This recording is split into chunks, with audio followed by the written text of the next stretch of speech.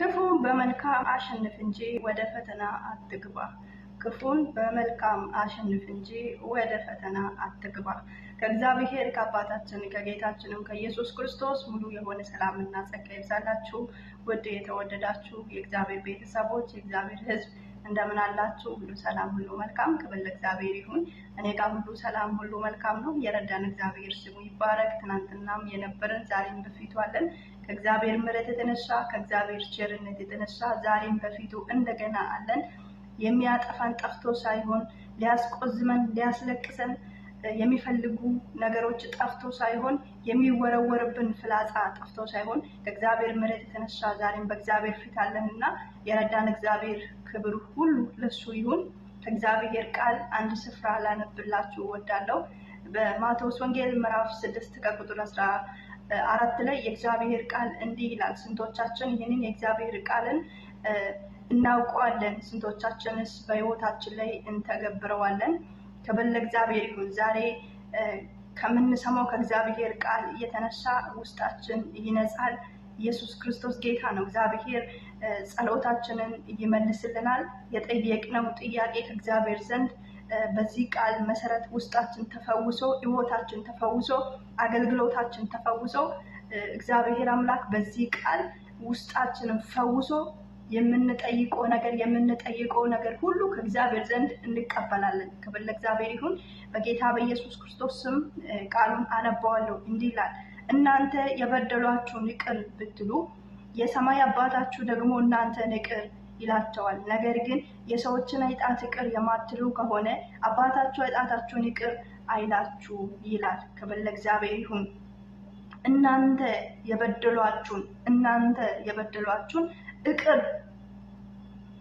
ይቅር ብትሏቸው፣ እናንተን የበደላችሁ ሰው ይቅር ብትሏችሁ የሰማይ አባታችሁ የእናንተን ኃጢአትን ይቅር ይልላቸዋል። ክብር ለእግዚአብሔር ይሁን። እህቴ ልብሽ ተከፍቷል፣ አዝነሻል፣ ሰው አሳዝኖሻል፣ ቤተሰብ አምነሽ ከርተሻል፣ በቤተሰብ ላይ ቂም ይዘሻል፣ በወንድም ላይ፣ በእህት ላይ፣ በባል ላይ፣ በልጅ ላይ ቂም ይዛችሁ ያላችሁ እህቶቼ ምናልባት ካላችሁ ዛሬ በዚህ ቃል እንድትፈወሱ ይቅርታን ኢየሱስ ክርስቶስ ጌታ ነው። እናንተን የበደሏችሁ ሰዎች አዎ ከባድ ነው አይደል? ይቅርታ ማድረግ ከባድ ነው። ለምን? ያ ሰው ብዙ ዘመን አስለቅሶሻል፣ ብዙ ዘመን ተስፋ ቆርጠሽበታል፣ አምነሽ ተከድተሻል። ይቅርታ ማድረግ ከብዶሽ ካለ በዚህ ቃል ይቅር በይው። ምክንያቱም አንቺ ይቅር ስትዩ እግዚአብሔር በረከትሽን ይለቃል። ይቅር ስትዩ ውስጥሽ ይፈወሳል። ይቅር ስትይ ከበረከትሽ ጋር ትገናኛለሽ። ጸሎትሽ በእግዚአብሔር ዘንድ ተቀባይነትን ያገኛል። ኢየሱስ ክርስቶስ ጌታ ነው። እኛ ሁላችንም ኃጢአተኞች ነን። የእግዚአብሔር ቃል ሲናገር በሮሜ መጽሐፍ ምዕራፍ 3 ቁጥር 23 ላይ ሁሉም ሰው ኃጢአትን ሰርቷል፣ የእግዚአብሔር ክብርም ጎሎባቸዋል ይላል። ሁላችንም በደለኛ ነን። ሁላችንም ኃጢአተኞች ነን። ማንም ጻድቅ የለም በዚች ምድር ላይ። ስለዚህ ማንም ሰው ቢያሳዝንሽ፣ ማንም ሰው አንቺን ቅር ቢያሰኝሽ፣ ልብሽ ወርዶ ልብሽ አዝኖ ካለ ይቅር ለእግዚአብሔር ብለሽ ያን ሰውን ይቅር በዩ። ቆስለሽበታል፣ አልቅሰሽበታል፣ ተስፋ ቆርጠሽበታል። ነገር ግን አንቺ ይቅር ካላልሽው በእግዚአብሔር ዘንድ አገልግሎትሽ ተቀባይነት የለውም፣ ጸሎትሽ ተሰምነት የለውም። እንዲሁም ደግሞ በረከትሽ ከአንቺ የራቀ ነው የሚሄደው።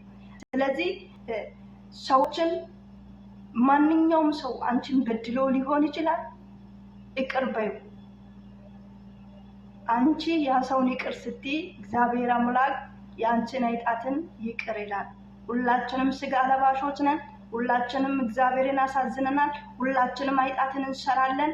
ስለዚህ እኔ ጻድቅ ነኝ፣ እኔ ኃጢአት የሌለብኝ ሰው ነኝ ብለሽ ራስሽን እንደ ጻድቅ አትቁጠሪ። ሁላችንም በምንነጋገረው ንግግር፣ በአስተያየታችን፣ በአእምሯችን፣ በአስተሳሰባችን፣ በአለባበሳችን፣ በተለያየ ነገር እግዚአብሔርን እንበድላለን። እኛ ኃጢአተኞች ነን።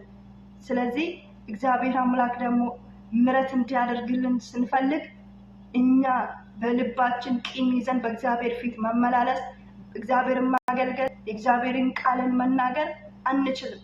ስለዚህ እግዚአብሔር ለኛ ምሕረት እንዳደረገ ሁሉ እግዚአብሔር ራሱን አሳልፎ ለኔና ለናንተ ሕይወቱን ሰጥቷልና ይቅር በሉ። ይቅር ለእግዚአብሔር ብላችሁ እናንተን የበደላችሁ ሰው ይቅር በሉ። ኢየሱስ ክርስቶስ ጌታ ነው። ማንኛውም ሰው ሲሆን ዛሬ ደውላችሁ በቃ አንተ ያደረክብኝ ነገር ይቅር ብያለሁ፣ ይቅር ለእግዚአብሔር ብያለሁ ብላችሁ እናትም ሊሆን ትችላለች፣ አባትም ሊሆን ይችላል፣ ወንድምም ሊሆን ይችላል። ብቻ እናንተን ያሳዘናችሁ ሰው ብቻ ደውላችሁ ይቅር ብያለሁ በሉት። እዛን ጊዜ በረከታችሁ ይለቀቃል። ከበረከታችሁ ጋር ትገናኛላችሁ። እግዚአብሔር የተናገራችሁን የተስፋ ቃሉን ያስወርሳችኋል። ክብር ለእግዚአብሔር ይሁን። እኛ የሰዎችን ኃጢአት ይቅር ማለት ካልቻለን የኛ ኃጢአት ደግሞ በእግዚአብሔር ፊት ኃጢአት ነው። ስለዚህ እግዚአብሔር ይቅር አይለንም። እናንተ የሰው የበደሏችሁን ይቅር ብትሉ እናንተን የበደሏችሁ ይቅር ብትሉ የሰማይ አባታችሁ ደግሞ እናንተን ይቅር ይላችኋል ይላል። ኢየሱስ ጌታ ነው። እህቴ ከእግዚአብሔር ዘንድ ምሕረት ማግኘት ትፈልጋለሽ? ወንድሜ ከእግዚአብሔር ዘንድ ምሕረት ማግኘት ትፈልጋለህ? አንተን የበደለ ሰው ይቅር በል። ምናልባት ደግሞ እኛም አውቀንም ሳናቅ የበደልናቸውን ካሉ እኛም ራሳችን ይቅርታ መጠየቅ አለብን። አንተን በድያለሁ፣ አንተን አስከፍቻለሁ፣ አንተ በሕይወቴ ላይ በእኔ ላይ ቅር ተሰኝተሃል፣ በአነጋገሬ አንተን በድያለሁ፣ ስለዚህ ይቅር በለኝ ብላችሁ እናንተም ደግሞ የበደሏችሁ ሰው ካላችሁ እናት በእኛ ምክንያት ማልቀስ የለባትም፣ አባት በእኛ ምክንያት ማልቀስ የለበትም። ስለዚህ ሰዎች እከሌ በድለኛለች ብሎ የእኛን ስም በክፉ ነገር ማንሳት የለበትም። ስለዚህ እናንተን ሰዎች ካሉ ይቅር በሉ። በቃ ይቅርታ አድርግልኝ፣ ማረኝ፣ አንተን በድያለሁ ብላችሁ ያ ሰውን ይቅርታ ጠይቁ። ከዛም በኋላ ከእግዚአብሔር ዘንድም የተዘጋጀላችሁን በረከት ትወርሳላችሁ። እግዚአብሔር በእናንተ ደስ ይላል። ኢየሱስ ክርስቶስ ጌታ ነው። ምክንያቱም እኛ ኃጢአትን ተሸክመን ቂምን ተሸክመን በእግዚአብሔር ፊት መመላለስ አንችልም።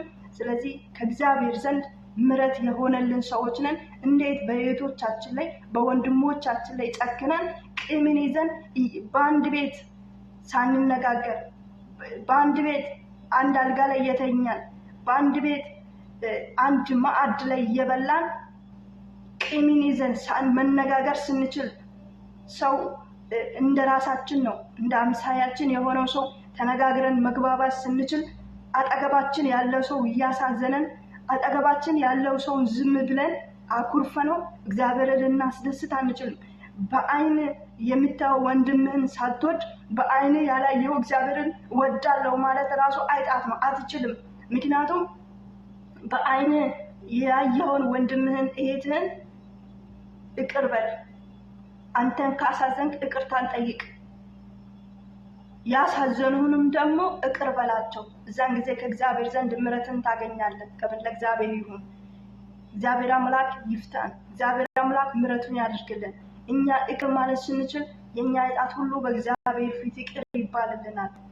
እኛ ሁላችንም ኃጢአተኞች ነን። በወንድምሽ ላይ አትጨክኝ፣ በእህት ላይ አትጨክን፣ በቤተሰቦቻችሁ ላይ በጓደኞቻችሁ ላይ አትጨክኑ። መልካምን ዝሩ፣ ሰዎች ላይ አትፍረዱ።